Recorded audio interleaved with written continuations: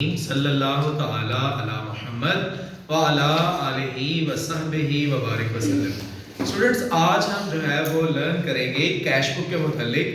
Cash book जो है वो क्या है। अगर हम बात करें बीकॉम के सिलेबस से रेलिवेंट या इंटर के सिलेबस से रेलिवेंट जो कॉमर्स के स्टूडेंट हैं, तो उनके लिए जो कैश बुक है ये एक इम्पॉर्टेंट टॉपिक है। कैश बुक इसलिए हमारे लिए ज़्यादा अहम हो जाती है कि कैश बुक की बेस पर हमने नेक्स्ट जो है टॉपिक बैंक रिकॉन्सिलिएशन स्टेटमेंट जो है वो पढ़ना है। बैंक रिकॉन्सिलिएशन स्टेटमेंट की बैचलर में और इंटर के सिलेबस में बहुत ज़्यादा इंपॉर्टेंस है। पेपर में ऑलमोस्ट इसका क्वेश्चन कंफर्म जो है वो होता है। तो हमने बैंक रिकॉन्सिलिएशन को बेहतर अंदाज में सीखने के लिए, अच्छे तरीके से सीखने के लिए हमें यहाँ पर कैश बुक जो है वो सीखने की ज़रूरत है। कैश बुक स्टूडेंट्स क्या है? स्टूडेंट्स, कैश बुक एक ऐसा डॉक्यूमेंट है जिसमें हम अपने रोजमर्रा लेन देन के हिसाब को मेंटेन करते हैं। हमने किसको पेमेंट की, हमने किससे पेमेंट ली, हमने उसको जिस बुक के अंदर मेंटेन करना है, जिस अकाउंट के अंदर हमने लिखना है, उसे हम कहते हैं कैश बुक। कैश बुक जो है वो single column, double column, triple column cash book होती है।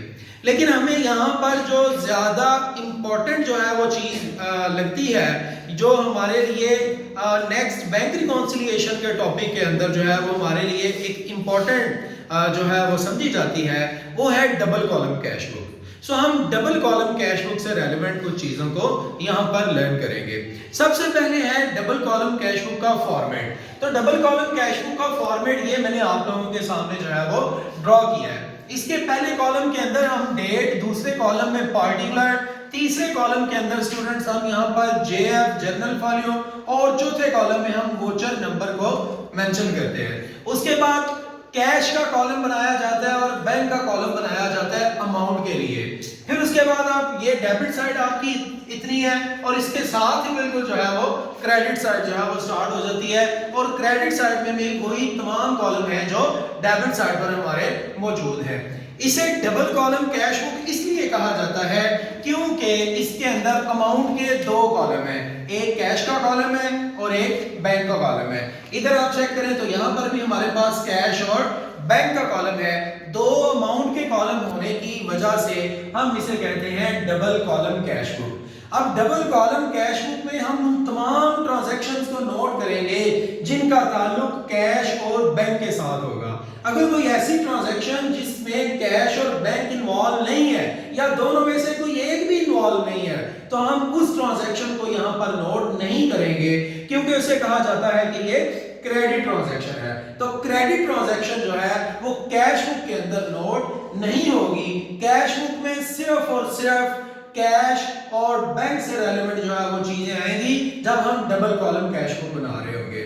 डबल कॉलम कैश बुक का आगाज हमेशा एक बैलेंस से हुआ करेगा, और वो बैलेंस क्या होगा, उस बैलेंस को हम बोला करेंगे balance BD, balance brought down. Balance brought down का मतलब क्या है?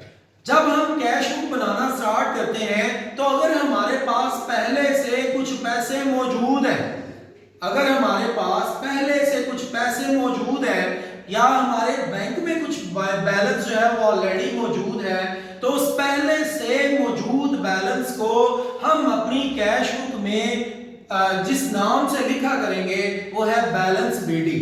और इसको उसने आपके क्वेश्चन के अंदर जो है वो कैश इन हैंड और कैश एट बैंक के नाम से मेंशन जो है वो किया होगा। जैसा कि मैं इस वक्त बीकॉम पार्ट 1 की फाइनेंशियल अकाउंटिंग एमआरएफ की जो है वो लिए हुए हूँ, और मेरे पास कैश बुक का क्वेश्चन नंबर 2 है, चैप्टर नंबर 8 जो है बीकॉम के सिलेबस में, उसका क्वेश्चन नंबर 2 पेज नंबर 241 पे, वहां पर अगर आप देखें तो यहाँ लिखा हुआ है कैश इन हैंड और कैश एट बैंक। तो कैश इन हैंड और कैश एट बैंक, इसका ये मतलब है कि पैसे हमारे पास पहले से मौजूद है, हमारे बैंक में बैलेंस कुछ ऑलरेडी मौजूद है। इस बैलेंस को हम ओपनिंग बैलेंस कहा करते हैं, और ओपनिंग बैलेंस को हम किस नाम से लिखा करेंगे? बैलेंस बीडी के नाम से। जैसा कि हमारे पास ओपनिंग बैलेंस है कैश इन हैंड, मतलब जो पैसे ऑलरेडी हमारे पास मौजूद है वो है 1 लाख रुपीस, और हमारे बैंक में जो पैसे ऑलरेडी मौजूद हैं वो है 1,40,000 रुपया। हमारे पास 1 लाख रुपया ऑलरेडी कैश में हमारे पास मौजूद है, तो हमने उसको बैलेंस बीडी के नाम से कैश के कॉलम में लिख दिया, और जो पैसे हमारे पास ऑलरेडी बैंक के अंदर मौजूद है उसको हमने 1,40,000 रुपया बैंक के कॉलम में लिख दिया। जी 1,40,000 14 लाख है जी, ठीक है जी स्टूडेंट्स। तो हमारे पास जो है वो 1 लाख रुपया कैश के सूरत में ऑलरेडी मौजूद है, जिसको हम कैश इन हैंड कह रहे हैं, ये हमारा ओपनिंग बैलेंस है, तो हमने इसको बैलेंस बीडी के नाम से लिखना है। और जो पैसे ऑलरेडी हमारे बैंक में मौजूद है उसको हम कैश एट बैंक कहते हैं, उसको भी हम बैलेंस बीडी के नाम से ही लिखेंगे, और साथ में यहाँ पर बेटा डेट जो है वो मेंशन की जाती है। आपका ये क्वेश्चन हो सकता है सर अगर हमारे पास ऑलरेडी पैसे मौजूद ना हो, कैश इन हैंड और कैश एट बैंक ना दिया हो, तो इट्स ओके, जहां से उसने आपको क्वेश्चन स्टार्ट कराया आप वहीं से जो है वो करना स्टार्ट कर दें, ठीक है जी। लेकिन अगर आपके पास क्वेश्चन में कैश इन हैंड और कैश एट बैंक मौजूद होगा तो आप उसको किस नाम से लिखा करेंगे? बैलेंस बीडी के नाम से, क्योंकि पैसे हमारे पास मौजूद हैं। तो जब आपके पास पैसे मौजूद हो, आपके बैंक में पैसे मौजूद हो, तो ये तो आपका एसेट है। आपके पास पैसे हैं फिर भी वो आपका एसेट है, आपके पैसे आपके बैंक में पड़े हुए हैं तो वो फिर भी आपका एसेट है। तो एसेट जब भी आपके पास हो तो हम उसे किस साइड पे लिखते हैं? डेबिट साइड पे। तो इसलिए हमने उसे डेबिट साइड पर जो है वो मेंशन कर दिया। गेटिंग? तो नेक्स्ट वन अगर आप ट्रांजैक्शन देखें तो हम जो है वो देख रहे हैं दूसरी ट्रांजैक्शन है 2 तारीख की, वो है पेड सैलरीज। हमने सैलरीज जो है वो अदा कर दी, 80,000 रुपया सैलरी हमने अदा की।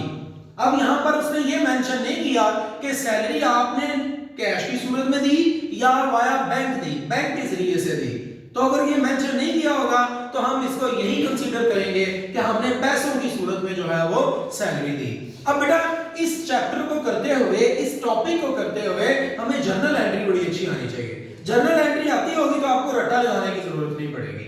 हम लोग कैश बुक को करते हुए ये चीज जरूर ध्यान में रखेंगे कि कैश और बैंक ये दोनों हमारे लिए एसेट्स होते हैं, और rule of debit and credit ये है कि एसेट में इजाफा हो तो डेबिट साइड पे लिखा जाएगा, और एसेट में कमी हो तो हम उसे क्रेडिट साइड पर लिखते हैं। अभी जो मैंने ट्रांजैक्शन पढ़ी है वो कह रहा है पेड सैलरी, हमने सैलरी अदा की।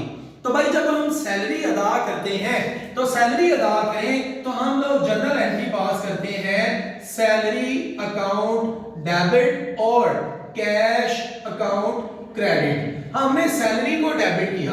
सैलरी हमने क्यों डेबिट की? क्योंकि सैलरी एक एक्सपेंस है, एक्सपेंस में इजाफा होता है हम उसे डेबिट करते हैं, और जब सब सैलरी हम पे करेंगे तो उससे हमारे कैश में कमी होगी। कैश हमारा एसेट है, एसेट में कमी होगी तो हम उसे क्रेडिट करेंगे। तो बेटा हम क्योंकि यहाँ पर कैश बुक को जो है वो बना रहे हैं, कैश बुक के 2 कॉलम मेंटेन कर रहे हैं, कैश का और बैंक का, तो हमारी इस ट्रांजैक्शन के अंदर इस वक्त कैश शामिल है। कैश क्या हुआ है? क्रेडिट हुआ है, क्योंकि एसेट था, एसेट में कमी हुई पेमेंट करने की वजह से। तो आप भी अपने कैश को क्रेडिट कर देंगे 80,000 रुपीस से, किसकी वजह से? सैलरी अकाउंट की वजह से। रेफरेंस के कॉलम में, पार्टिकुलर के कॉलम में हम जो है वो सैलरी को मेंशन करेंगे। तो हमारा कैश क्रेडिट हुआ, हमने भी कैश को क्रेडिट किया, किसकी वजह से? सैलरी की वजह से। अगर आप नेक्स्ट जो है वो ट्रांजैक्शन देखें अपनी बुक से, वो है पेड रेंट बाय चेक। हमने रेंट अदा किया चेक के जरिए से, और ये 60,000 रुपीस हमने पे किया, रेंट अदा किया। तो वंस अगेन आपको अगर जर्नल अच्छा आता होगा तो आपको कैश बुक जो है वो भी अच्छी आती होगी। और हमारी जो रेंट पे करने की जर्नल एंट्री होती है वो है रेंट हमारा एक्सपेंस है, एक्सपेंस में इजाफा हो तो हम उसे डेबिट करते हैं। तो रेंट अकाउंट को हम डेबिट करेंगे और हम क्रेडिट किसको करेंगे? बैंक अकाउंट को क्रेडिट करेंगे। क्यों? क्योंकि हमने पेमेंट की है कहां से? बैंक के जरिए से। तो जब हम बैंक के जरिए से पेमेंट करते हैं तो बैंक हमारे लिए क्या है? एसेट्स। और एसेट्स में जब भी कमी होती है तो हम उसे क्रेडिट करते हैं। तो हमने बैंक को क्रेडिट करना है 60,000 रुपीज से, किसकी वजह से? रेंट की वजह से।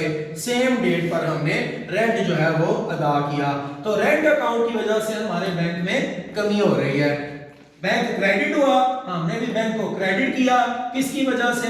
रेंट की वजह से। तो ये बेटा हमने rules of debit and credit को ज़हन में रखते हुए अपनी ये कैश बुक को जो है वो मुकम्मल करना है। तो एक और ट्रांजैक्शन और करते हैं, बाकी आप स्टूडेंट्स जो है वो इस क्वेश्चन को स्पेशली जो वीडियो देख रहे होंगे वो MRF की जो बुक है बीकॉम पार्ट 1 की फाइनेंशियल अकाउंटिंग, उससे जो है वो क्वेश्चन नंबर 2 को कंप्लीट कीजिएगा। किसी किस्म का कोई प्रॉब्लम हो तो वीडियो में आपको जो है वो मोबाइल फोन नंबर भी नजर आ रहा होगा, आप लोग उस पे जो है वो मुझसे राब्ता भी कर सकते हैं, जैसा कि बहुत सारे स्टूडेंट करते भी हैं। तो नेक्स्ट जो हमने ट्रांजैक्शन देखी है वो है जी बॉट गुड्स बाय चेक। हमने चेक के जरिए से चीजें खरीदी।